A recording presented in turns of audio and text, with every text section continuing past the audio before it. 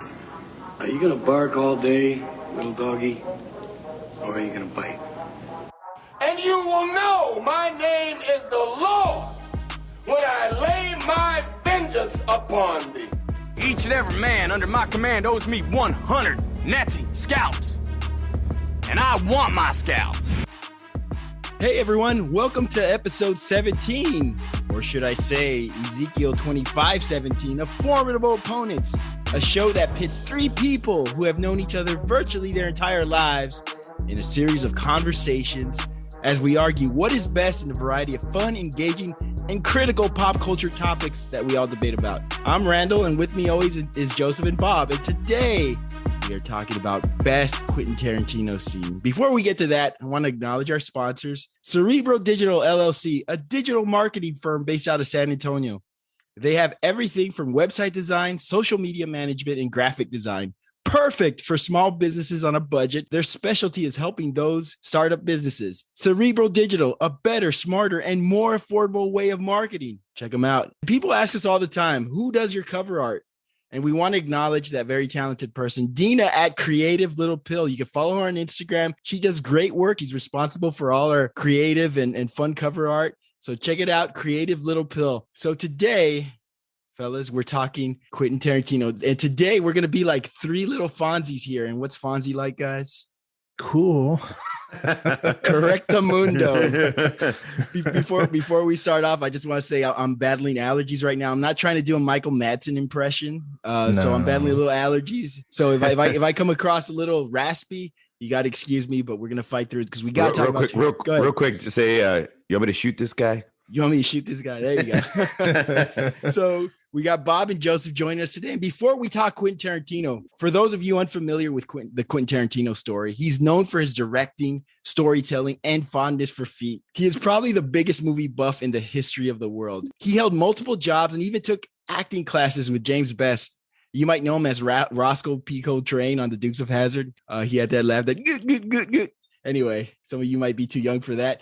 But arguably the most important regular job Tarantino held was for 5 years, where he worked as a video store clerk at a store called Video Archives, where through his insight and enthusiasm, he would recommend cool movies for people to watch. Quentin Tarantino first began his career in the late 80s by directing, writing, and starring in a never-released amateur short film titled My Best Friend's Birthday. As an independent filmmaker, he directed, wrote, and appeared in the crime thriller Reservoir Dogs, which put him on the map, and that's when it happened. Then came Pulp Fiction, making Quentin Tarantino the most sought-after, most popular filmmaker in the world, a master of his craft, eccentric, funny, fast, cool, a man who was completely enthralled with cinema, merging the present with the past and the future, a genius who fused his love for cinema by paying homage to the past, yet marched to his own beat. According to filmmaker and historian Peter Bogdanovich, Quentin Tarantino is the single most influential filmmaker of our generation. Reservoir Dogs, Pulp Fiction, Jackie Brown, Kill Bill Volume 1, Kill Bill Volume 2, Death Proof, Inglourious Bastards, Django Unchained, The Hateful Eight, Once Upon a Time in Hollywood. Guys,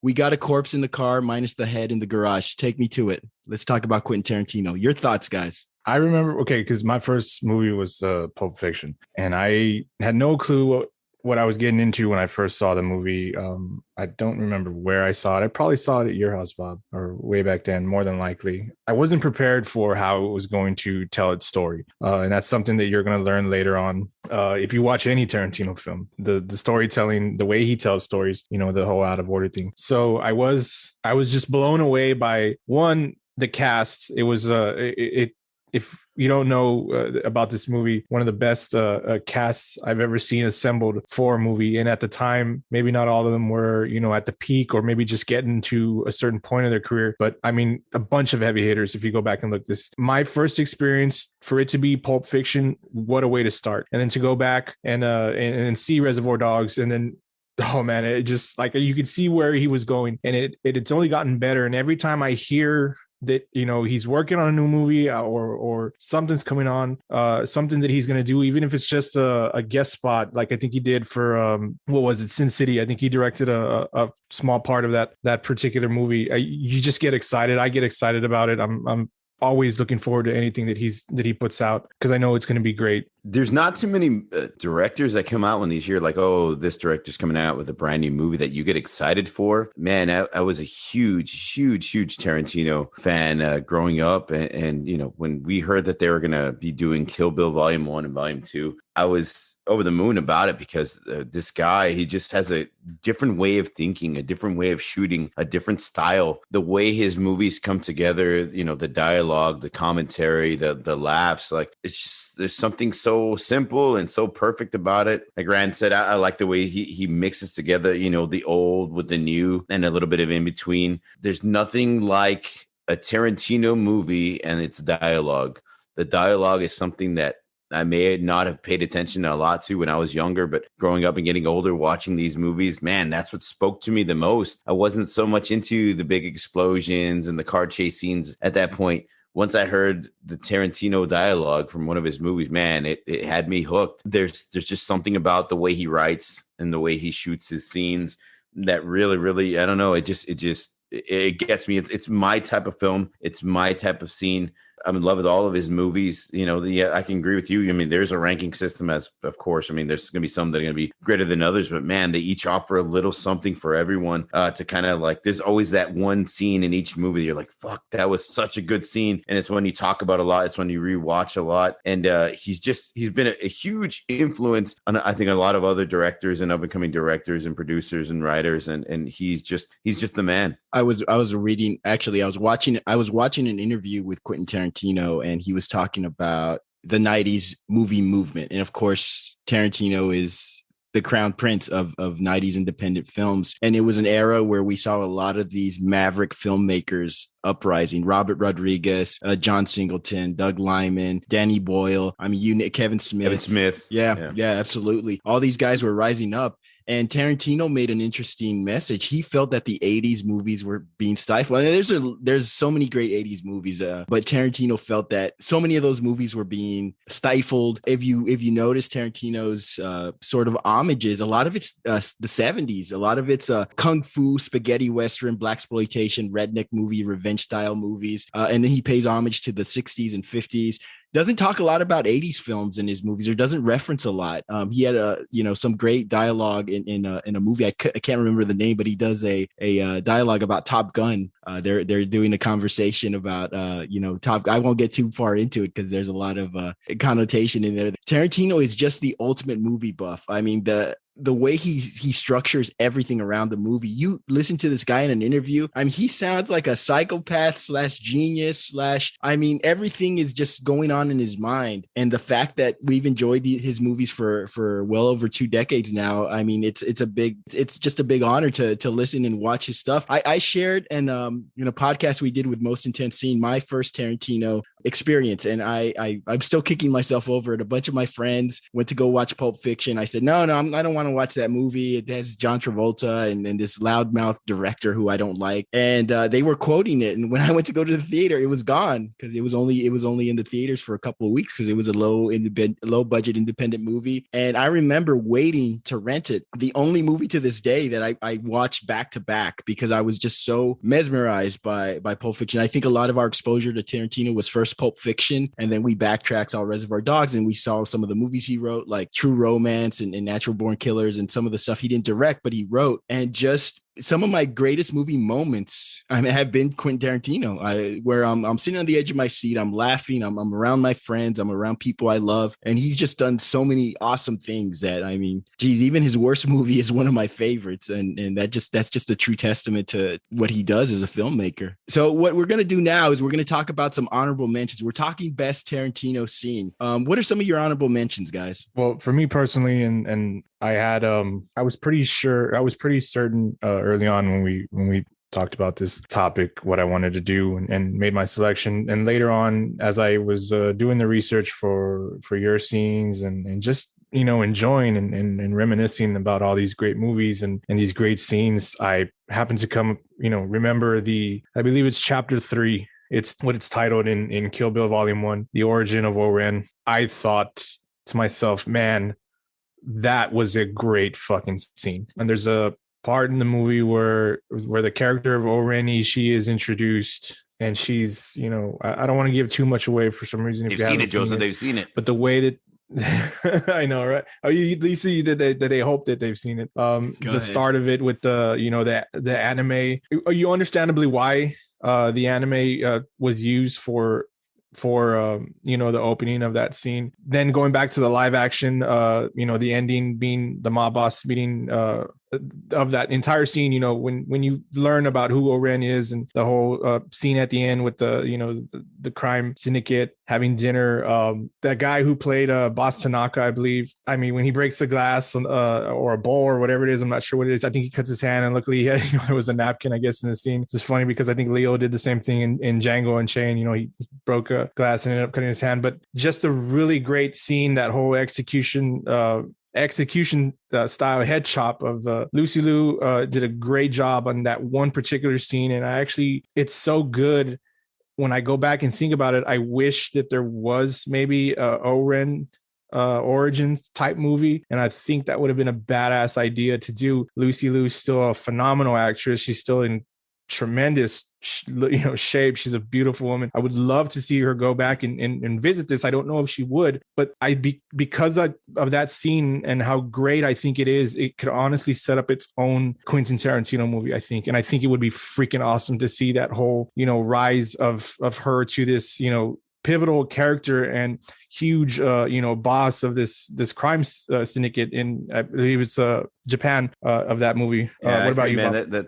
That scene was great. There's so many great scenes in Kill Bill, and you know, that rumor floating around for a long time about the Kill Bill 3 and doing kind of an origin type of thing, or maybe having a Vernetta Green's daughter coming back for revenge. I thought that whole thing, they could have wrote something really great. I hope so. There's a lot of great scenes, you know, from the opening scene to Inglourious Bastards with our introduction to Hans Landa, who's played by the great Christopher Waltz, to, you know, the ear cutting scene during Reservoir Dogs, another kind of brutal, crazy scene. You know, what is it? Steal a Wheel. Great song. The best, I think, one I was totally on the fence with, I know, like we were with a lot of his scenes, was from Pulp Fiction, the apartment / prayer scene. You know, it's the most popular, probably the most recognizable scene. You know, look at the big brains on bread, that type of thing. You know, say what again? That whole scene plays out extremely well. You know, walking into the apartment, you know, the tension's there, and then it builds as you know, Samuel's talking nice and quiet and subtle, and then he like raises his voice at a certain point, and then he shoots the friend on the couch. Like, it's a great scene, and I think it plays out so well, and it's such it fits the style of Quentin Tarantino so well. I love that scene, and like I said, it's probably one of the more quotable scenes of all of his movies. If you even ask just, you know, the random fan of Tarantino, they can quote you a line from one of those scenes. I mean, from that scene. I think some of my favorite, you guys mentioned a lot of them. It's hard to, it's very difficult. It really is. It's difficult to pick a Tarantino scene. My favorite Tarantino scene is the Mia Wallace overdose scene. It's not, I didn't list it as my best because there's a difference. When one of the distinctions we want to make is your favorite doesn't necessarily mean the best. I think the one I chose as a best had him grow as a director and as somebody who was telling the story, although he's had it since his first movie. The ear cutting scene from Reservoir Dogs, and I have some facts on that, but we'll talk about that a little later. Also, I just enjoy everything from, I can't list the opening scene from Inglourious Bastards is just shot so beautifully, adds tension. Even something as simple like when Bruce Willis's character and John Travolta's character at the bar in Pulp Fiction, where they're just talking to each other, it looks like a throwaway scene. You know, you had Butch and Vince just sort of sizing each other up, and it was so simple, but it was just so monumental because of the way Tarantino sets this up and then tells the story of them afterwards and how they end up meeting again. So I mean, it's difficult to pick the best Tarantino scene, but man, I mean, honestly, well, before you said it, you know, your favorite, I honestly don't know if we're saying we're picking the best, but to be honest with you, I think it's really a kind of like our favorite. Yeah. You know? I can agree. Let me ask you a question. Since Tarantino, the way he films his movies, since he jumps around so much, I mean, the story's not just told in a straight line, you know, it kind of jumps around and that's what makes it so great. That's one of the reasons why I'm a huge fan of his movies and the way he shoots them. Is it easier to choose a scene considering they could be considered kind of like standalone since they're kind of paced out and they're the way they are spaced out, or you think it'd be more difficult? I do. And that nonlinear storyline is a Tarantino trademark. And he gets asked about it all the time. And his answer is always, when you read a book, the book doesn't always start from the beginning. The book goes into a flashback. The book goes into flash forward, flashback in the present. Tarantino views his scripts the way somebody would write a novel, and the point of view of characters and the situations. You don't have to tell linear storylines to make a good movie. If you could cut back, throw the audience for a loop. The one thing that he does that's just, I mean, people emulate it all the time. He just ties things together and loops something that you saw in the very beginning back at the end, and it matters. So you got to pay attention to everything. It's almost like when you watch a Tarantino scene, you got to watch every character to say, okay, that's why he did that, or that's why he gave that away, or whatever. And, you know, a lot of people try to rip it off. And I wanted to ask you guys, I watched so many Tarantino knockoff movies at the end, things like Killing Zoe, Things to Do in Denver When You're Dead, 2 Days in the Valley, Freeway. Go was another one I felt was a Tarantino-esque. Boondock Saints, which I'm not a big fan of, but there's a lot of Tarantino elements there. But so many people try to emulate that style, and it just doesn't click. It's one of those things that's so original for Tarantino, but when somebody else tries to do it, it's like they're lost in the mix. They can't pull it off. And that's the thing I think that speaks to his work. I love the nonlinear storytelling. It works for him. You know, it obviously doesn't work for everybody, for those that have tried it, who have tried to emulate the style. But with Tarantino, it does. It works, and you don't hate it. You're not upset with it. You know, I don't recall him doing it so much recently. I think with the newer movies that we've seen, they haven't had such, you know, a jump throughout the story that we've seen early on in the career. But I'm not pissed off. I wasn't pissed off in any way watching Reservoir Dogs, watching Pulp Fiction, watching Kill Bill, because it happens in Kill Bill a little bit. You know, they do the origin stuff. It starts off with the bang. You know, that awesome fight scene that I mentioned in the last pod between the bride and Vanetta Green. And then we get into the story. How did we get there? I'm not pissed off with that at all. And that's because of him. He's just such a fucking good storyteller, and the way he tells it to us, I love it. It does not bother me at all. And to answer your question, Bob, yeah, I think it does, because as I said myself, that scene with Oren, I honestly think that's a hell of a story to tell, and I would love to hear it. You only see a little bit of it, you know, when the character is explained in Kill Bill, but I would love to see that rise to where she, you know, is the freaking boss of all bosses in Tokyo. And, you know, when she goes and lays out, you know, that boss and tells him, you know, if you got a fucking problem, now's the time. You know, I'm going to fucking slice your head off. Awesome stuff. I love it. There's definitely a method to his madness. I agree with the whole, I love how he jumps around. It's not linear. It makes you think, like, why is he showing me this scene now? Yeah. Like, it's supposed to take place at the end of the movie. Why is he showing me this scene now? Like, what's the significance? Why is it important? It's so fucking smart and genius the way his method and the way he pieces his story together. I always thought it was just genius. And right before we get to our picks, you can't talk about Tarantino without talking about, you know, the violence. His movies are very violence driven, and a lot of it's comedic violence. Like, it's a lot of stuff that if you put this in the wrong hands, it would go to shit. Because we've seen movies that have incorporated violence and just didn't come across as well as you would like. But his violence is very cartoony, stylistic comedy, but it works. It just works in the moment, and he just finds a way to pull it off. I laugh at some of the things. I mean, like Michael Madsen dancing to Stuck in the Middle with You. He's a terrible dancer, but he's funny. And Django Unchained, Django's horse dancing at the end after everything blows up is just funny. I mean, he just knows how to incorporate the right elements at the right time. And it's just, I don't know anybody who could fuse all that stuff together like Quentin Tarantino. Martin Scorsese does an awesome job of doing it as well, but Tarantino has that extra sort of notch with the pop culture references and the witty dialogue. So I mean, he's just an incredible filmmaker. So we'll go ahead and go on to our picks. And Bob, you're starting off. What do you got for us? All right. When looking at his movies, I mean, the movies that he's made and the scenes he's produced, I mean, there's just so many great ones.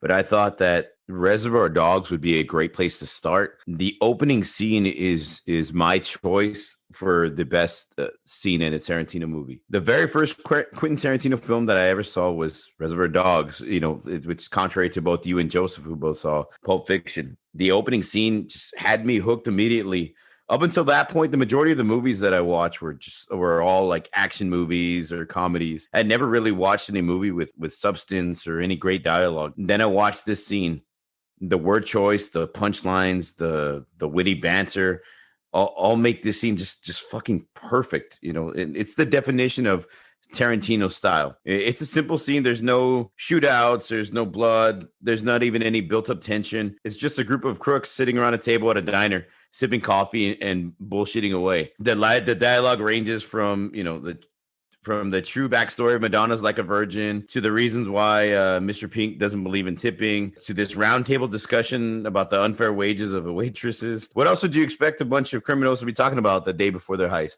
Right? It's just one of my favorite scenes. It's just so simple, but so fucking perfect. One of my favorite parts about the scene was Mr. Pink, which is played by the great Steve Buscemi, and he's rubbing his fingers together and he's saying, you know, this is me playing the world's smallest violin for the waitresses. And I thought that was so clever and so funny. I'd never seen anything like that before or heard anything like that before. I thought it was extremely, extremely funny and witty. It always makes me smile, even seeing it to this day. There's a lot of great one-liner jokes and a lot of like subtle jokes and out there jokes. You know what I mean? There's a lot of, granted, they say dick a bunch of times. How many dicks was that? A lot, right? One of my favorite jokes from the scene was when he says he was like Charles Bronson in The Great Escape, just digging holes. I thought that was hilarious. When you think about the subject matter they're talking about, it all makes sense. So from the clever dialogue to that revolving camera shot on the table, showing all the characters as they interact. It's all very specific. It's all very stylistic. It really, I think this is the scene that created Tarantino style. It's just him. You see it in a lot of his other films.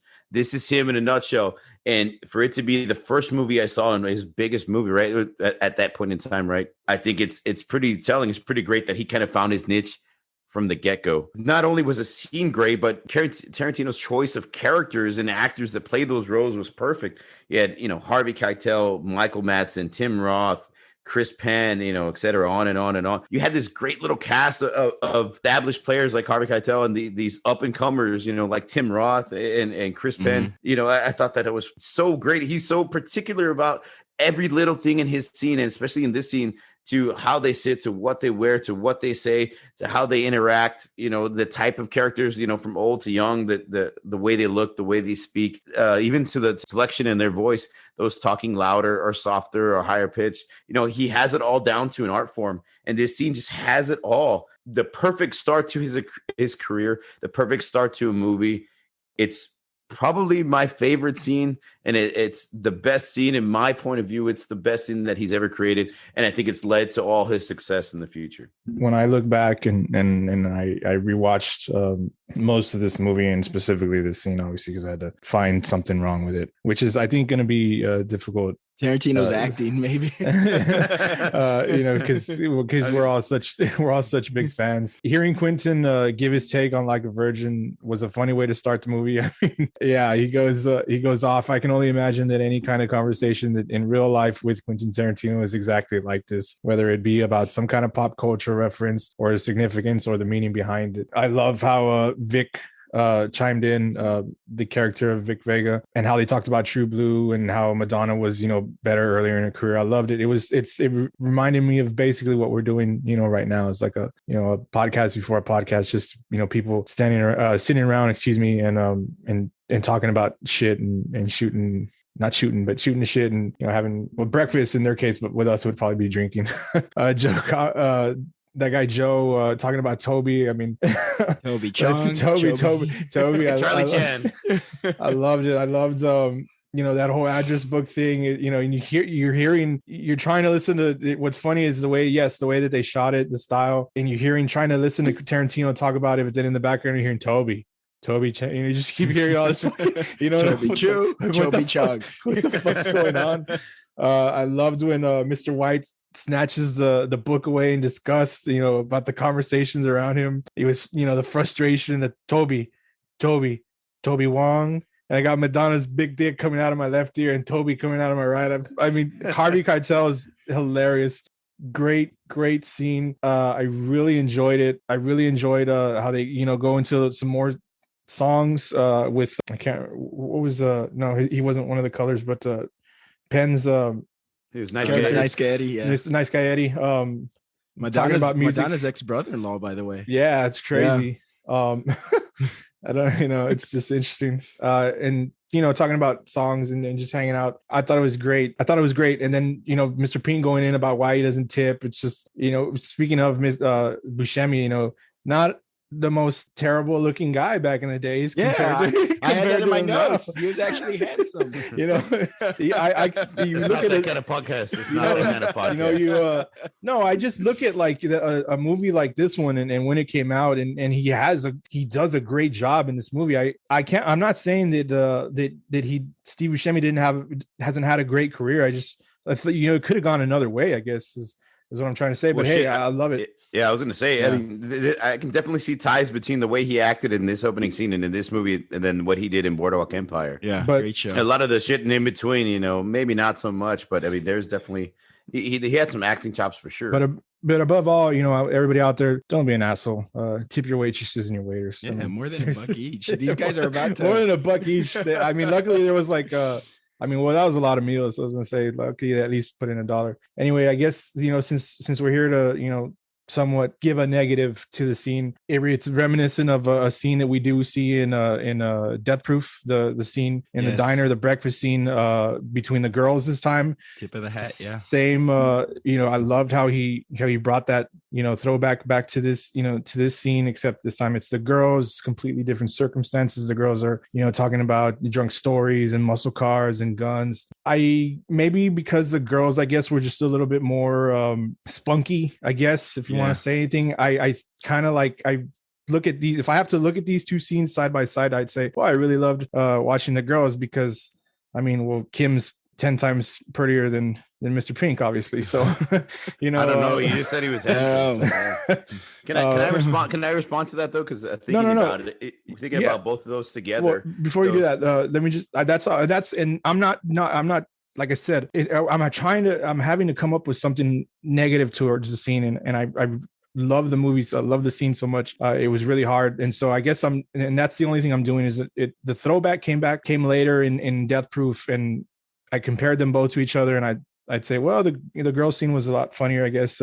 That's, I guess, my only thing. But go for it, Bob. I mean, I think, well, it definitely inspired it. That's why I think no doubt. You could see a lot of the Reservoir, especially the opening scene in a lot of his movies. He likes to do these diner or restaurant type of scenes where there's conversation, but in comparing the two, that's actually pretty great. Isn't it kind of funny and ironic that these criminals, these thieves, a table of men, they're over here having a conversation about Madonna, and then in Death Proof it's these girls and they're talking about fast cars, talking about the Roscoe in her pocket, and we don't carry knives, we carry guns. It's kind of like ironic how he did that, and I think it was very purposeful. Oh, he's definitely tried to always give women this voice and this power and show them as superheroes, these characters, strong women, and that's always real awesome. But I wasn't thinking in terms of that. I was just trying to think that I think he was just trying to make it ironic that the men in this movie were talking about female music, and then the females in this music were talking about guns and cars. I think he did it purposefully just to be different, to be ironic.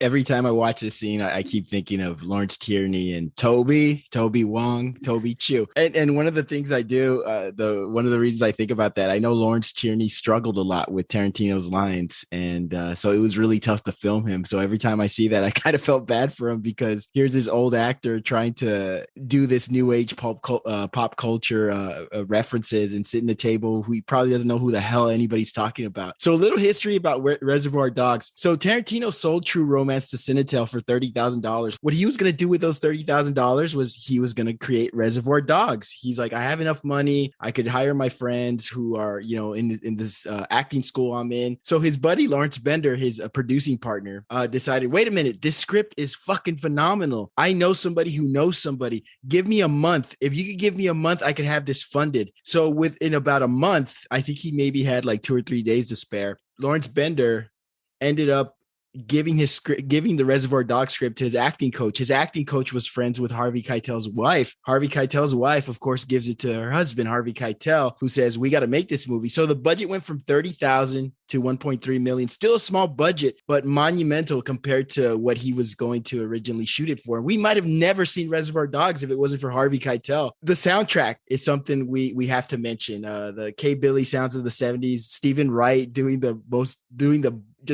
heinous DJ, job, but he's fucking phenomenal in it. We love his voice. I love him more in was Half Baked as the guy on the couch. So they had $13,000 to play with the music soundtrack, and Tarantino said, I gotta use Stuck in the Middle with You. And if Tarantino doesn't get what he wants, he doesn't do the scene. There's a very I don't want to jump ahead, but I am. There's a very popular story where he wanted Son of a Preacher Man by I almost said Dusty Rhodes, Dusty Springfield. It's not the son of a preacher man. I'm just a common man. I'm sorry. Anyway, but Dusty Springfield was a lot easier to deal with because Tarantino was, of course, a big time movie filmmaker. But he had $13,000. Person who wrote Stuck in the Middle with You says, well, how much budget? What do you have budgeted for your soundtrack? Tarantino said, I got 13,000. Well, my song's going to cost 13,000 to use. So what Tarantino had to do is use the whole music budget for this one song. And what they did on the back end, they created a soundtrack to get a record deal in order to get a kickback to use more songs. Without that fucking song, that scene, could you imagine any other song? You listen to Steelers Wheel, you could be driving in the middle of the night. Maybe you're driving to Austin. It's midnight. That song comes on. The first fucking thing you think about is Michael Madsen cutting that cop's ear. Fuck yeah. And this movie's like a stage play. And it could have been done for 30,000, but not to the same effect, not the same actors. There's a very famous story where James Woods fired his agent because supposedly they reached out to him, production company reached out to him, said, "Wow, would you like to read for the part of Mr. Orange?" His agent didn't even entertain. It's like, this film is peanuts. James Woods is my guy. He's doing, what was he doing at the time? I don't even know what he was in at the time. Once James Woods found out that his agent didn't give him the script, he fired his agent on the spot. The first line, you're hooked. Mobsters arguing about Madonna's Like a Virgin. How fucking brilliant is that? You never saw it before. They're talking about killing bodies. They're talking about, their next hit. These guys are talking about Madonna and what Like a Virgin means to them. I mean, it's so voyeuristic. It's like a podcast. I think Joseph had mentioned the insight, and I'm not going to take credit for this because there's some very popular theories about the foreshadowing, like Mr. White, the way he acts in that, because that first diner scene that tells you everything. Mr. White's like the caretaker. Hey, we got to take care of these waitresses. Mr. Orange snitches on Mr. Pink. So he's the narc. He's the undercover cop. Mr. Pink doesn't tip and goes into a diatribe about waitresses. So he's only looking out for himself. And at the end, he's the only one that stays alive and tries to escape. I love when Tarantino laughs at his own dialogue. There's a part where Steve Buscemi says, fuck those waitresses. And you could hear Tarantino audibly laughing. And it's like me listening to the show. Sometimes I'll be editing the show or I'll be listening to it and I have to listen on headphones. Thanks to you, Bob. I don't want my kids listening to your filthy mouth. So I think you all cuss just as much. So I'll be listening to this podcast with my headphones, and then my wife is like, "Why are you laughing? What are you laughing at?" I go, "Oh, our podcast." She's like, "You were there? Why it recorded?" I go, "Yeah, but it's fucking funny. Some of these things these guys say that I don't catch." And so I think that's Tarantino when he hears dialogue or opinions from his other counterparts in the movie. He gets joy out of it, and I think he gets joy out of people saying his words, out of people the way they express themselves. And you're absolutely right, Steve Buscemi, he looked great in this movie. I wish he had a bigger career. I know he kind of plays a lot of like the Adam Sandler foils, and he did have a great run with Boardwalk Empire, but I wish he had a bigger career. I mean, because he was so fucking awesome in this movie. Isn't he playing God right now in a certain TV series? It's called Miracle Workers, and actually it's the first season was like that. He played God, but it follows that American Horror Story type thing where each season is something new. And That's I think cool. the most awesome. recent one is the Oregon Trail. I think it already started. The old video game? Yeah, well, yeah, I guess based on it. Terry? Badass. Yeah, I've always been a big fan of Steve Buscemi and a lot of the stuff he's done. He's been really funny in a lot of like hell yeah, and Adam his Sandler, small roles or cameos. But he really is a great actor. He's a really great actor. He was freaking awesome in Con Air as that I mean, he had that look, yeah. serial, that I thought garlic. you were gonna say garlic Billy is- Madison. No, he had that serial killer role. It was really awesome. So we're gonna move on to our next pick. Joseph, what do you got for us? All right, so first off, I'd like to say that it's kind of really cool how Bob's scene, and well, one, his being the first movie, mine being the second movie in Tarantino's movie career, but Bob's scene and my scene connect somehow, with Vic Vega being in this one in his scene, and with mine, Vincent Vega, the brothers, and Tim Roth playing Mr. Orange and playing Ringo. And so basically, I went with the ending diner scene of Pulp Fiction, and I have to say ending diner scene because in this movie it's more obvious that the jumping around. So, and if you've seen, when you watched it, you've seen the beginning, you see the opening scene in the diner, and that scene connects to this one. So I have to tell you that it's the ending diner scene. So Pulp Fiction is Tarantino's second film, released in 1994, and it's widely regarded as Tarantino's masterpiece. It was added to the Library of Congress in 2013 for its for being just fucking awesome. So basically, in a nutshell, the final scene is at a diner, and Jules is telling Vincent he plans to retire from his life of crime. He's convinced that the miraculous survival at the apartment scene, which Bob mentioned in the honorable mention stuff, is somehow divine intervention. Vincent goes to the restroom. While this happens, the opening scene of the movie, the robbery with Honey Bunny and Pumpkin, kicks in. And now at the end of the movie that in the beginning of the movie, Jules and Vincent were there. Again, while Vincent is in the bathroom, the couple from the opening of the movie, Pumpkin and Honey Bunny, like I mentioned, hold up the restaurant and demand Marcellus's briefcase, which Jules is still holding on to. Jules distracting him with the contents of the briefcase, which I firmly believe it's the Marcellus's soul. That's what I've always kind of believed. I don't know about you guys. There's been theories about that. Yeah. It's never really, I guess, been said what's in the briefcase, but that's what I believe. So he distracts him with the contents and overpowers him and holds a Pumpkin or Ringo at gunpoint. Honey Bunny or Yolanda becomes hysterical. That great scene. I remember when I first watched this scene when he pulls him in with and puts a gun to his face, and she, Yolanda starts losing her cool, and she's like, just great acting. She's great. You let him go. You let him go. Let go of him. I was like, oh man. And then of course, it's serious, but I'm not gonna lie, I laughed hearing Samuel L. Jackson with the "tell that bitch to be cool." Yeah. Say bitch be cool. Say bitch be cool, and just yelling it like over it. Yeah. Chill that bitch out. I mean, great. And so he gets her to cool down, and what I like is how he kind of calms down a little bit, and he's like, all right, now tell her it's gonna be all right. It's gonna be all right, honey, but tell her to chill. And he raises his voice again. Like, I love that scene. Like it was great. Anyway, so Vincent ends up, reciting that Bible passage. Jules ends up reciting that Bible passage again, which is mentioned earlier, and expresses his mixed feelings about his life of crime, and allows the robbers to take his cash and leave. I know Vincent comes back out and create some chaos. Another funny part is when Jules is like, Vince, shut the fuck up. It was great. Anyway, and the Fonzie. I mean, you mentioned the beginning. I'm not gonna go too much into it, but the summary I just kind of gave you, real vague as it is, doesn't even compare to the actual scene. I mean, you guys have seen it. The dialogue, the intensity, the humor. You can still laugh at the scene. And although I feel that I made a good pick when we filmed our most intense scene podcast, I went with the drug deal scene and Boogie Nights. This one is crazy intense. And I'm not sure if I just didn't remember it or I think you were doing the Pulp Fiction already. So I didn't do it. But, I'm happy with my selection. This scene is crazy intense as well. You're not sure what's going to happen when you watch it. I remember seeing it for the first time and wondering, is Jules going to just, say, fuck this? Screw the whole I want to leave that life of crime behind. Is he just gonna bust a cap in him? Is Honey Bunny gonna lose her shit and just start, is she gonna shoot Jules? For a minute there, I honestly thought Jules was gonna die. I thought Yolanda was just gonna pull the trigger, and I don't know what was gonna happen to Ringo. I remember when Jules had the upper hand, and I was for sure he was going to shoot Ringo. Like I mentioned, probably one of his best performances, Samuel L. Jackson.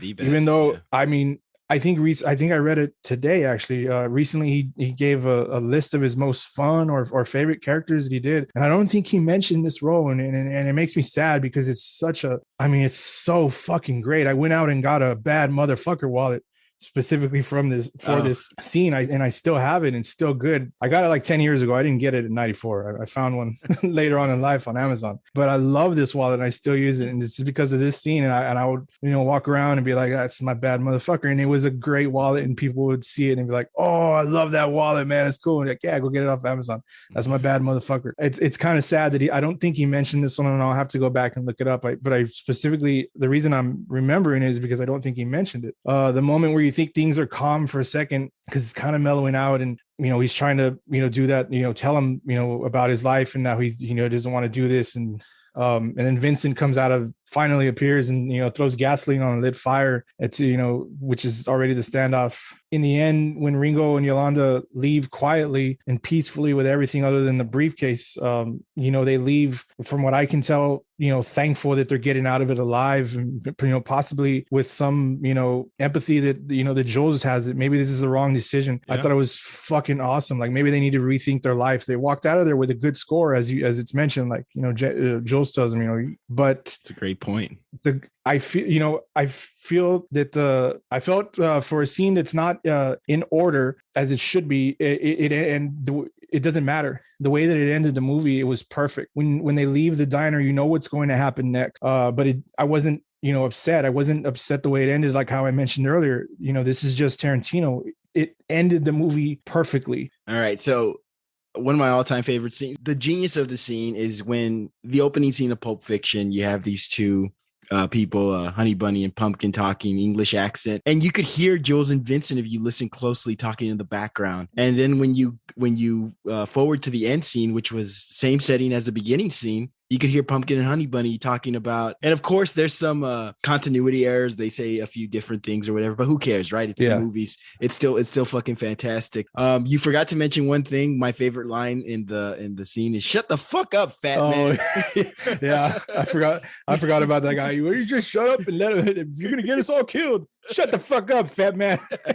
That just only shows you like Jules could have like probably taken these people out if he wanted to. It was so great. It sucks that Samuel L. Jackson didn't mention that movie in that list you're talking. I haven't read that list, but holy moly, I have Samuel L. Jackson all in caps in my notes because there's nobody. I would put this scene up with any scene that you watch, whether it's a Scorsese film, whether it's a Spielberg film, just incredible acting. A little behind the rope information about this is that Quentin Tarantino, when he did this movie, he showed it to some of his directing cohorts. He showed it to some of his fellow directors, and nobody really saw what was good about it. They were like, and even Tarantino himself, I'm not so sure about it or whatever. The one person that really stuck up for him was Catherine Bigelow, who from The Hurt Locker and Before Dark. It was Before Dark, right? Or After Dark? Mel Gigolo.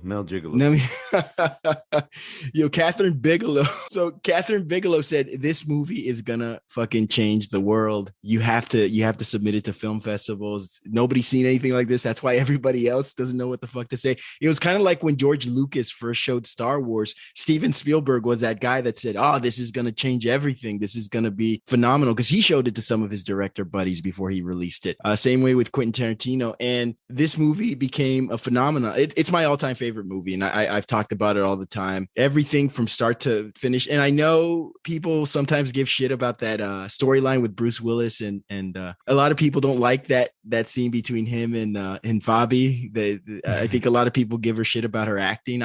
I was okay with it. With Villalobos in the taxi cab, it's a little slower. It's kind of a break from everything else that's going on. Love the fact that this film resurrected John Travolta's career. And I told you guys, I was like, I'm not going to watch this movie because of John Travolta, the fucking baby movie talker. No, I'm not going to watch it. And he was so incredible. And he lets everybody shine in this movie. Harvey Keitel shines in his scene with the wolf. John Travolta shines during the Uma Thurman, the Mia Wallace overdose scene. And Samuel Jackson gets the spotlight in the end scene where his line delivery, his back and forth with Ringo. I mean, it's just so incredible. And he harkens back to the Ezekiel 25:17 and he starts reflecting on what it means. I mean, it's just so brilliant. Joe Michael, who's an avid listener, and he's kind of like the Marvin in Pulp Fiction in this podcast. He's always getting shot in the face because we're always talking about him. But he gifted me a bad motherfucker wallet. So when you mentioned your bad motherfucker wallet, I was like, I got one too. And I remember the cool thing about being such a big Pulp Fiction fan is that people will give you like Pulp Fiction or Tarantino gifts. I got like, Pulp Fiction figurines. I got t-shirts, and Joe Michael gave me a bad motherfucker wallet. You might not want to take your bad motherfucker wallet to a date. And you might not want to take your bad motherfucker wallet on a date when you drive a Dodge Stratus. And you might not want to take your bad motherfucker wallet on a date if you drive a Dodge Stratus and you order a strawberry margarita. I might as well have pulled out Vincent Vega's heroin baggies, Never heard. Did you have a swirly straw? Did you have a swirly straw? Makes all the difference. I did. And I never used that bad motherfucker wallet again. I still have it at my brother's house, but I haven't used it. I don't know, maybe somebody middle-aged like me. That makes three of us because I have mine. I'm staring at mine right here. It's really? Right here on my you know what? I y'all have bad remember.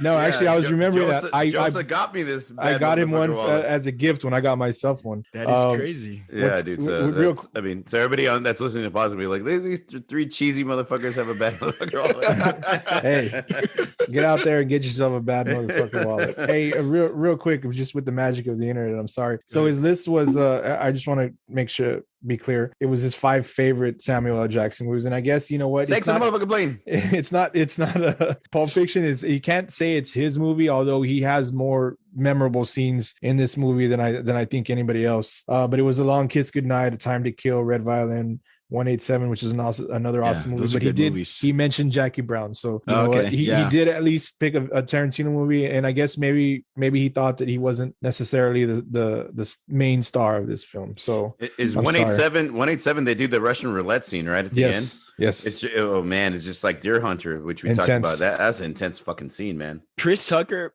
has a great scene. Chris Tucker has a great scene with Samuel Jackson in Jackie Brown, where there's no cutaways. They're just talking back and forth. And, he shoots him in the trunk, puts him in the trunk, drives around the alleyway and then shoots him. So, I mean, yeah, Samuel Jackson balled out in Jackie Brown, but I cannot get over his portrayal of Jules in Pulp Fiction. It's funny because he almost didn't have that role. He didn't show up for the first audition, and Tarantino was getting kind of nervous and saying that, okay, well, we need somebody to play Jules Winfield. And so he auditioned Paul Calderone. Paul Calderone's in the movie. He's the guy that says, opens the door in the back of the bar and says, hey, my name's Paul and this is between y'all. He did a very good audition. When Tarantino said, well, I think we found our Jules, Samuel Jackson said, no, that fucking role is mine. And he went out there and of course he killed it like he would anything else. And I mean, I can't imagine anybody else reading those lines. Yeah, he's just incredible. He nailed it in all those scenes. Like I said, the transition from the apartment scene and the prayer scene and into that. What's really cool, again, Tarantino being the genius that he is, tying it together in the opening scene, the wife, Honey Bunny, she's screaming, any motherfuckers move, I'm going to murder the rest of you. Like, she's all loud and like in control. And at the very end, she's all vulnerable and like scared out of her mind as they're walking out. So it's kind of a cool contrast how he started the movie, her character, and how she finished the movie. It's a really great scene, Joe, like you mentioned. There is that tension that built up. I don't think it had as much tension as the apartment scene. And oh, by the way, it was a boil. It was a boil on there's Marcellus Wallace. It was a boil. That's why he had a Band-Aid. Inside it was aspartame or whatever. I've always thought, honestly, like I've read the thing. I don't think Tarantino's as as sci-fi. I guess you could say. You say, oh, it was his soul. It's got to be like, I was thinking gold. It kind of had that yellow glow to it, something like that. That's something that's always like crossed my mind that I thought about it. But yes, this scene, going off topic, but the diner scene was really, really good. There's a lot of great scenes in that movie, man. Like you said, the adrenaline shot scene, the apartment scene. I mean, there's just so many to choose from. It's really, really, really hard to argue. Like I said, we're nitpicking at a certain point whether this scene had as much, build up and intensity as maybe another scene, but they're all great, great scenes. I feel like it was a great way to end You know what I mean? Like all this stuff and they, all the killing and they get it back and there's a shitload of tension and, all that fucked up gimp stuff that they got with there in the middle or towards the end of it. It's a great way to end. Basically, Samuel L. Jackson, who's the badass of the movie, is like, fuck this, I want out. It's a great way to end too, because you learn, obviously at this point, Vincent's future. When that happened, when he's shot dead, I was like, oh fuck, I liked Vincent. And then, so although he's gonna die later, I thought it was cool. I was really I loved it. Vince plays kind of a fucked up role, right? Everything bad always happens to Vince throughout the entire movie. Something pretty bad much happens when he takes a shit. Every time he's in the bathroom, they key his car. They give him heroin, and they had the Mrs. Wallace ODs. He falls in love with his boss's wife. Yeah. He fucking shoots a guy in the back seat, an accident. I love that. And that's another great. Oh man, I shot Marvin in the face. Why the fuck did you do that? It was an accident, man. I didn't mean to shoot him. I didn't mean to shoot him. He's so cool. He's written out. I didn't mean to shoot him. It's funny, so man. nonchalant. I think he plays like the character that all the bad shit happens to throughout the movie, which is fucking kind of a really cool man. player to get. Yeah, John Travolta, man, brought his character the thing back to life. The thing about John Travolta and Vincent Vega. Hold on. He was the man in Michael. I don't give a fuck. He was Michael, yeah. The thing about John Travolta in Vincent Vega in Pulp Fiction, if he didn't have that story arc with Mia Wallace, you would think that this guy was a throwaway. I mean, that beginning scene when they're in the car and he's talking about spending time in Amsterdam was good. But when he had that scene with Mia Wallace, it made him a real person. He wasn't this lunkhead hitman. He was somebody that had feelings, somebody that was falling in love, and somebody that cared about somebody else. So, I mean, Tarantino to just interwove all these emotions in that movie, and that's what makes it so fucking phenomenal. If you've been hanging out with us, we're in close to an hour now, and if you've been able to tolerate my voice, thank you. I'm so excited about Quentin Tarantino that if my voice wasn't hoarse right now, I'd be bouncing off the walls because I could talk about Tarantino all night. So for those of you who still listening and you're hearing my squeaks and cracks, thank you for sticking around. They probably like your voice better this way. Yeah, they probably like he sounds like mature this way. Like Mike Madsen. He sounds more like Mike Madsen says Steve Buscemi. So the scene I went with, I chose the pub scene in Inglourious Bastards, the pub scene where the gang is found out. Yes, exactly. As Bob holds a bottle to the screen. Tarantino was quoted in an interview that in 20 years, he wouldn't be surprised that if this is his most talked about film. I rewatched Inglourious Bastards a few months ago. I saw it in the theater. I remember watching it. It was a late night showing. It was maybe about a 10 o'clock showing. It was the last showing. I got out close to 1 o'clock and I was like, was a great movie. It wasn't Pulp Fiction, but it was awesome.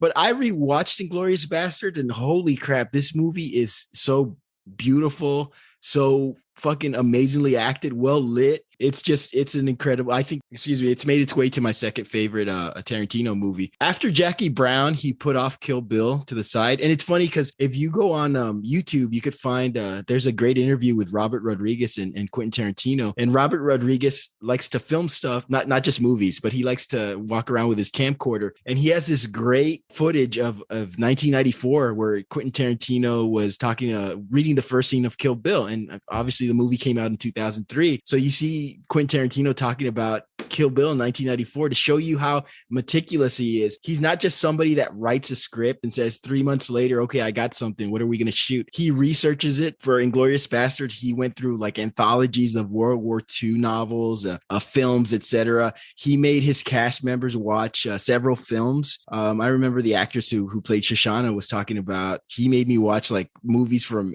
the 1940s and 50s actresses and actors I did not know about. This was initially going to be a mini series. So, when he put Kill Bill off to the side, he wrote Inglourious Bastards, and he wanted to do this as a 12-hour mini series. Of course, HBO, Cinemax, somebody would have picked them up, right? So he was having dinner one night with a friend, and the way he tells the story, the guy obviously had a French accent. I could barely talk, so I'm not even going to try to pull off the French accent. So he asked his friends, "What do you guys think of the miniseries?" And his friend from France, and we got French listeners too. I don't want to insult them. Save Van Damme. Save Van Damme. So his buddy says, Quentin Tarantino, he goes, Quentin, you're one of the only reasons why I go out to the cinema. I go to the cinema. It takes a lot for me to go out to the theater, to the cinema to watch a movie, but your movies that have your name on it, a film by Quentin Tarantino, they take me to go out to the cinema. And so Quentin Tarantino thought about it and said, you know what? I only have X amount of years. And he's talked about it openly where he only has one more movie he's going to make. Doesn't mean we're going to hear the end of him. He's probably going to venture on to writing or to a mini series as he wanted to venture into before. And Quentin Tarantino said, this is a point in my life where I have to make movies. I'm a movie maker right now. I'm not a TV show guy. I'm not a mini series guy. So he cut down a lot of the script and he introduced, Frederick Zoller. He put in that storyline and he created what is now known as the Inglourious Bastards movie. He was coming off a flop of Death Proof. We talked about Death Proof and we love Death Proof. I know we love the Grindhouse movies, but they were flops. And so there was a lot of pressure now. This was the first time Tarantino was told I don't even want to say failure. Obviously he wasn't a failure, but he did not make a movie that was a box office hit. And so this was the first time he was in uncharted waters and everybody was looking up to Tarantino for so long that now people are saying, well, maybe you're not the rock star you are. You have some bullets that aren't gonna hit its target sometimes. So Tarantino mentioned that when he filmed this movie, it was probably the least enjoyable of all his shoots because there was tremendous pressure coming off a flop. They were in a time crunch because they were filming overseas and he only had certain days to film certain scenes where, filming in America and doing some of his other movies, he was able to take a little more time with the scenes. So he had no joy in filming this movie. And this movie was also contingent on casting Christoph Waltz as Hans Landa. He couldn't find somebody to do that role. So he meets Christoph Waltz and this guy's talking Italian. This guy's speaking German. He speaks English. He speaks, so many languages. And Quentin Tarantino said, we're making this movie because I found my Christoph Waltz. And of course I found my Hans Landa, And of course he won the Academy Award for Best Supporting Actor, 2004. So I'm sorry, not 2004, 2009, I believe. So Brad Pitt talks about his experience with Inglourious Bastards. Probably the funniest casting story you could hear. They're having wine and Brad Pitt, and they're probably smoking joints too. And they're hanging out together. And Quentin Tarantino talks about this movie and he tells Brad Pitt, I'm going to have you play the role of Aldo Rain. Brad Pitt's kind of throwing it away. Yeah, it sounds like a cool movie or whatever. And sure enough, he's cast in the movie. He didn't realize he was signing up for something. This is what Brad Pitt talks about being on the set of a Quentin Tarantino movie. The set is the church. Tarantino is God. The script is the Bible, and there's no heretics involved. You got to stick to what Tarantino says because the man could see things nobody else does, right? We're talking about scenes. I'm going through the whole history of the movie. This scene is so intense, and the suspense is there. We are introduced to this team of top-notch ally spies, and they have a badass scene where they're killing people, and they're showing them and everything, and then they're fucking killed, the very next scene. It's like, we thought these guys were going to be the hero, but that's Tarantino. He takes you for twists and turns. Their target practice at the end. And this bar, there are so many things going on. The SS soldiers are getting drunk, celebrating a birthday. The bartender's eavesdropping. And I like how we have a dozen people occupying this tiny pub, but the focus is on Hickox, Michael Fassbender, and the Major, played by, I can't remember the actor's name, August Adil, I think. He's fucking awesome. Major Hellstorm. Playing this game of cat and mouse with so many things going on. And of course, once Hickox holds up the number 3, which isn't the German way of holding the number 3, a tremendously erroneous hand gesture. He's busted. The attention to detail, the eyes widen when he holds up the 3. The next cutaway is shot over Fassbender's shoulder, and you could see through his profile, he's like, oh shit, I fucked up. Everybody's looking at him like, dude, you fucked up. Bridget von Hammersmark is another one. And we have 15 minutes of tension. They're going back and forth. Is this Major of the SS going to find out that these guys are spies? Because he's talking about his German accent doesn't match up. He's talking about, we don't know who this guy is. And I know every German worth knowing. And they're playing this cat and mouse game, as I mentioned earlier.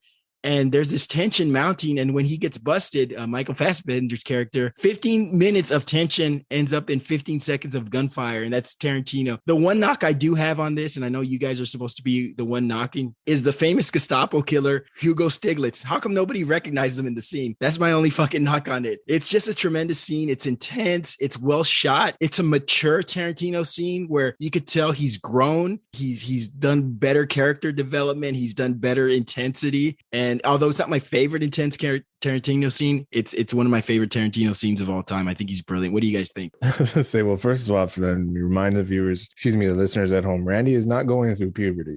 He's having some issues with some allergies. His voice got high a few times. I thought you were going to mention how he said, yeah, this is Quentin Tarantino has matured because there was no feet I gotta mention that it's a great scene in another great movie. We've already said this before, and we probably sound like broken records. As with most of the movie plot, the deception is key. And I remember, I was on the edge of my seat when I was watching, or my sofa or whatever. No, was I at the theater? I don't remember. Anyway, when the dude walks in full, full on Nazi German, and the weird thing about German Nazi Germans that I see in movies, or at least in this one, this sort of sadistic calm that he has. Yeah.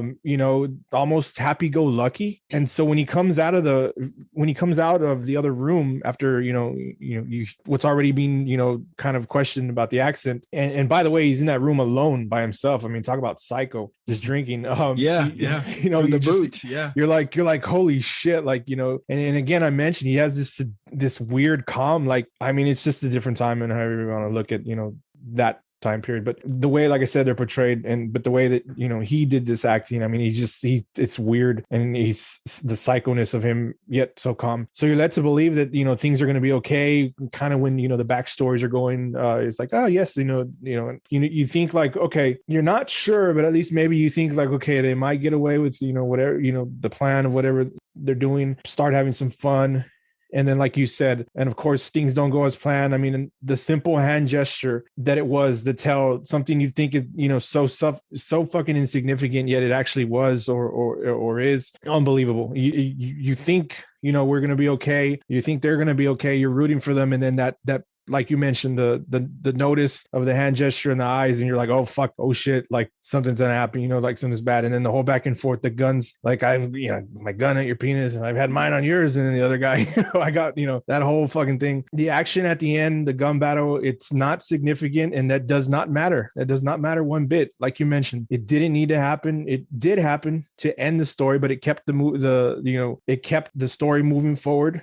It was intense, like we've mentioned, like all these great scenes that he does where it was either, the planning before. Bob's was more laid back, which was really weird in itself, considering what they were going to go do. Mine, the calmness between Jules, his conversation with Ringo while he's got, gun on him, a gun pointed at him. It's just unbelievable. And this one is no different.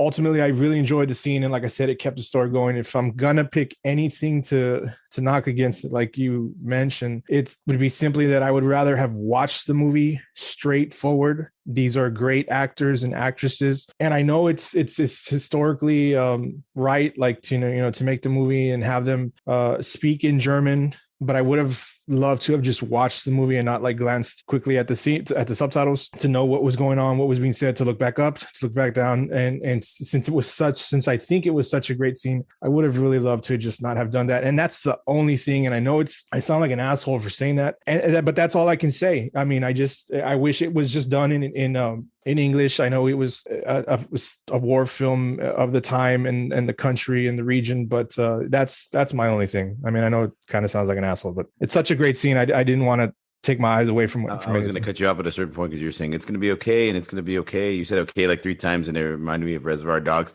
Everything's going to be okay. Stay with me. Mr. Orange is bleeding out in the back seat of the car. Anyways, one of my madness. One of the notes I had, of course, was I actually had that Ugo Stiglitz. Everybody in the German army knows who Ugo Stiglitz, you know what I mean? But they didn't fucking recognize him at a bar. Maybe because everybody was wasted, the guy celebrating the newborn of his son, they kind of make him likable for a second, but you're like, fuck this guy, he's a piece of shit Nazi. I did like the scene. There was definitely that tension there.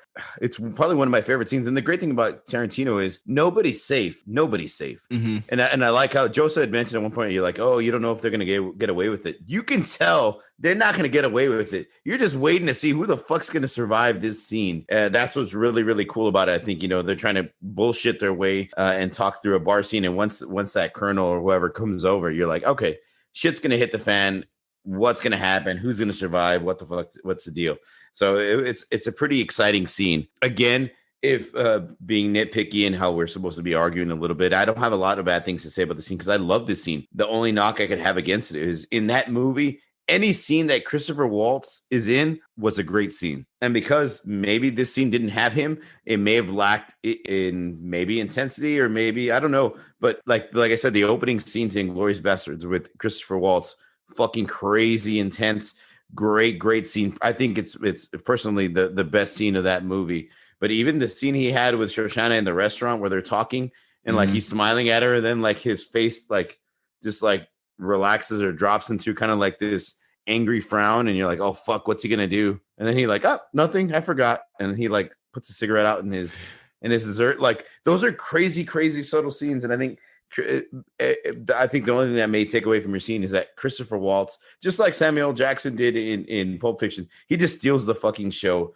And if you're talking about maybe the best scene in that movie, it'd probably have to be a scene with Christopher Waltz in it. Waltz is tremendous. No argument there. All these scenes are incredible. And it's funny because we could go on and on. I mean, there's a similar shootout scene. Well, not similar, but in True Romance, even though Tarantino didn't direct, that was Tony Scott. There's a shootout at the end of that movie. It's just, I don't know. The guy is incredibly gifted, and I think that's the word I'm gonna end with, is that this guy is gifted. He sees things we don't. Like I said, he grew up in the 70s, paying homage to these movies that were very low budget, and he just brought them to life and brought them to a new audience, and then added his slick dialogue. And you could tell that's probably the way he talks all the time. He's just somebody that has an insane memory, and he just knows how to go out. I want to end with asking you guys a question. So there's been rumors that Tarantino will do one more film. He wanted to do his 10 films, and he wants to be done with movies. It doesn't mean he's going to be done with career. He might go into miniseries or something. There's rumors he might do a Star Trek film. People have been saying that. I don't know. Oh yeah,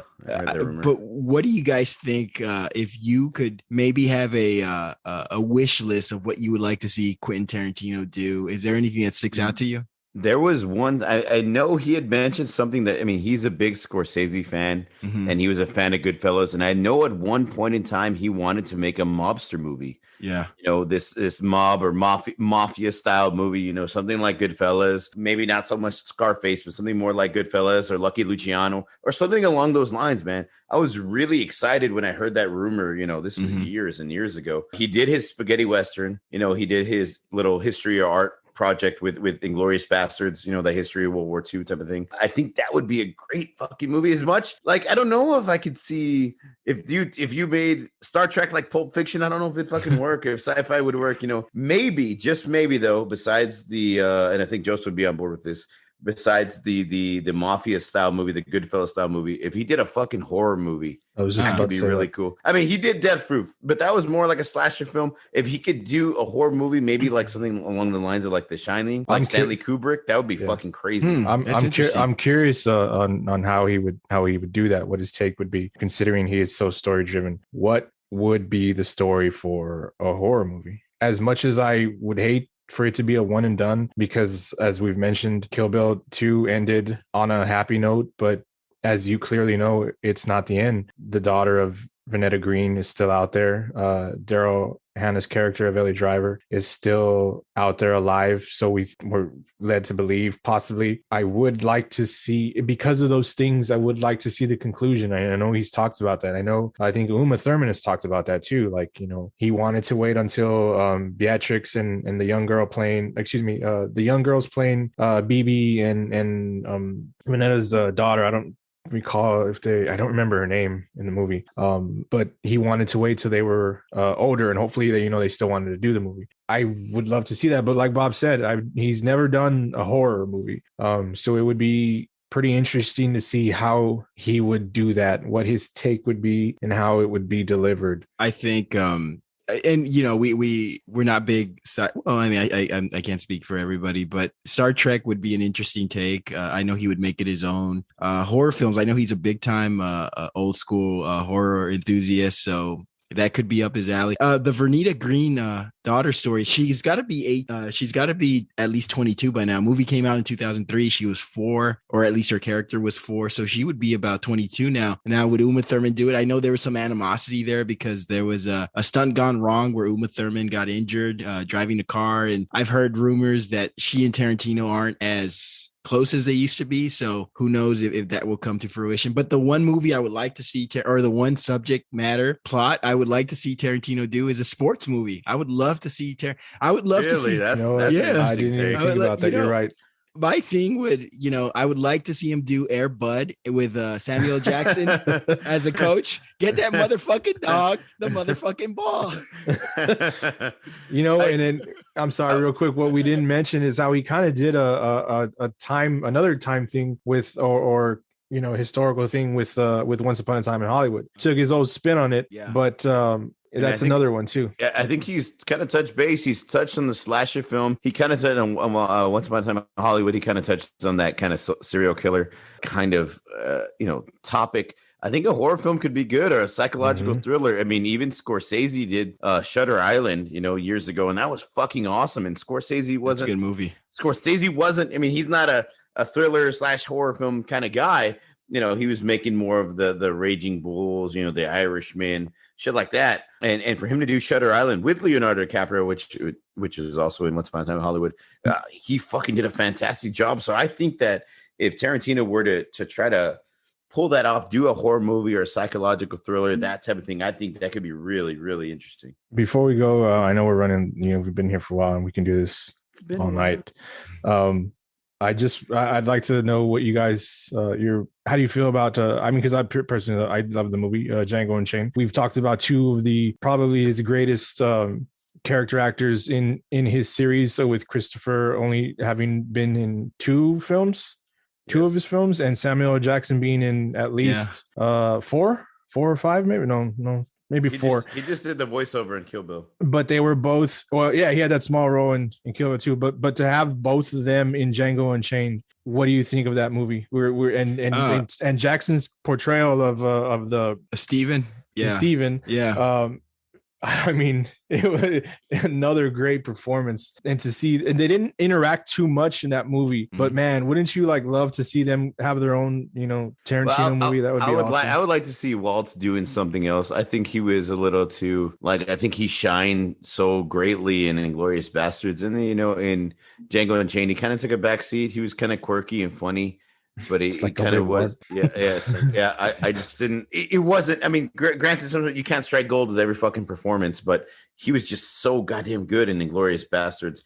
I don't know if he was going to be able to top that, playing that secondary role in Django Unchained. Django Unchained gave us the greatest Leo DiCaprio meme this world has ever seen. Well, he also does the one from Once Upon a Time in Hollywood. Where he whistles and points. And speaking of, let's end on this question. He's worked with so many talented people. If you had your wish list of what actor or actress you would love to see in a Tarantino movie, who would it be? I can start off with mine. What you guys think? I would love to see Daniel Day-Lewis doing a Tarantino. I know he initially wanted him to play Vincent in Pulp Fiction. He went with John Travolta, which I think was a better choice. But there was rumors that he wanted to cast Tom Cruise as the Leonardo DiCaprio role in Once Upon a Time in Hollywood. But Cruise was busy doing something, and Cruise could do it, man. I think it would have been a good, but I would say Daniel Day-Lewis. I would love to see Daniel Day-Lewis, the best actor who ever lived, do a Tarantino movie. I'd have to say, considering he's one of the biggest stars on the planet right now, I'm curious what it would be if it would bring, this side of him that we've never seen, The Rock, Dwayne Johnson. Huh. No. You got wait a minute. Let him defend. No, defend it. No, I'm just gonna say that. I mean, the dude's one of the biggest stars on the planet right now. He's not wrestling anymore.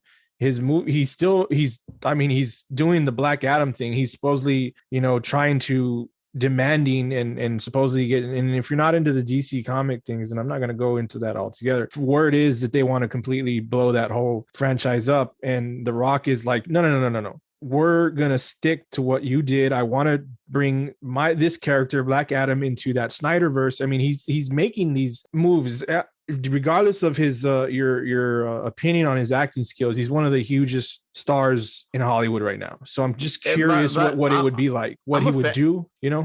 I'm a fan of The Rock. I'm a real big fan of The Rock, but like Yeah. he's more like Fast and the Furious 12, action, explosions, big muscles. Well, and knock but people that's out. why, but that's the curiosity I have. But Is I mean, he like gonna, Tarantino's more like the dialogue and No, the yeah. subtlety. I don't think The Rock could pull that shit But, off. but Maybe he remember, could. Maybe he could. Like I said, I'm a huge fan of Dwayne Johnson. I love his TV show. His acting's cool. I don't know if it fits. it's because I think he's worked with people that he's already worked with people that I would, I mean, with Leo and people that I consider like huge Yeah, but stars. Leonardo DiCaprio's a good fucking I actor. mean, he didn't, it wasn't his movie, but he worked with fucking Donzo Dusk. What's his name? George George Clooney. George Clooney. yeah. I mean, Another he good didn't. I mean, actor. so I mean, Dr. Sexy. he didn't direct him.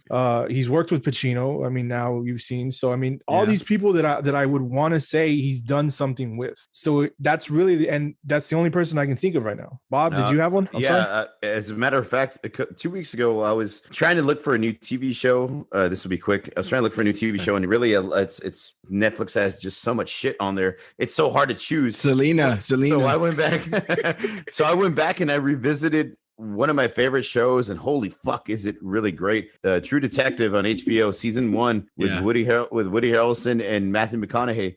I think Matthew McConaughey, You know what? and the You're shit right. that he's been doing lately, Mhm. Dallas Buyers Club and the True Detective. I think him in a Tarantino movie could be fucking amazing. You're right. You. I just because they've never I worked together. apologize. You got it And- right, Bob. And I think he has the acting chops, and he's played. Mhm. I mean, he's willing to do like crazy shit, like kind of like Jared Leto does with his acting roles. Like they That'd get be him another over good Daniel one. Day-Lewis. Yeah, Yeah.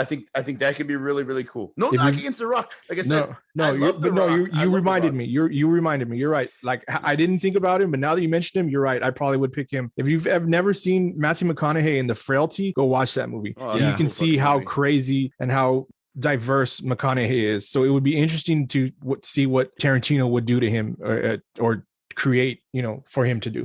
Let me throw another name at you guys. What about Denzel Washington? Oh, Denzel Washington fuck, doing I love that. Denzel Washington's fucking awesome, dude.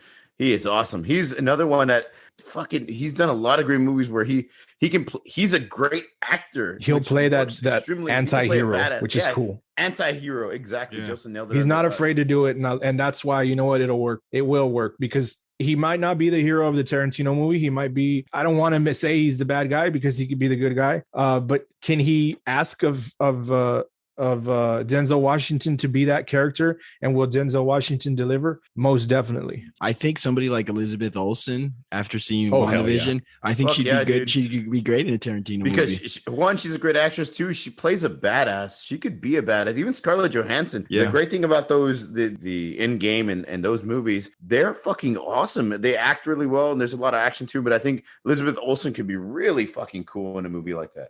I mean, think like so. look at Margot Robbie. I mean, compared to like, let's say, the Suicide Squad, compared to what she did in her movie. I mean, Once Upon a Time in Hollywood. I know she had a small role, but I still think it's really cool that he was able to add her to that list, and she did a great job in what she did. He can do some awesome stuff with like Charlize Theron. Yeah. I think she would like.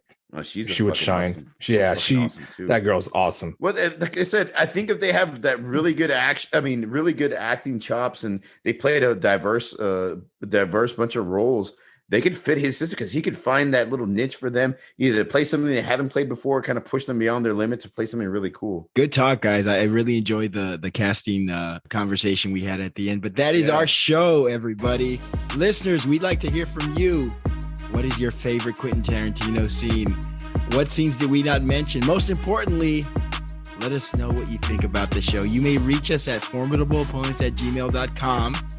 And of course, you can find us on social media, Twitter, Instagram. Just type in Formidable Opponents. You'll find us. F Opponents on Twitter, Formidable_Opponents on Instagram. And join us next week. We might be on a little delay. I'm going out of town for a few days. But we are going to have an episode just a couple days late, but we're going to do Best TV Dad to honor and celebrate Father's Day. We're going to look like dicks because we didn't do a Best Mother's Day special, but we'll figure out a way to do, like, I think after that we could do something like Best Female Villain to kind of like show like a badass woman role. We could do something like that. Yeah, we'll do something like that in the future. So for Bob and Joseph, this is Randall. We'll see you guys next time, and y'all take care. Say bitch, be cool. say bitch be cool.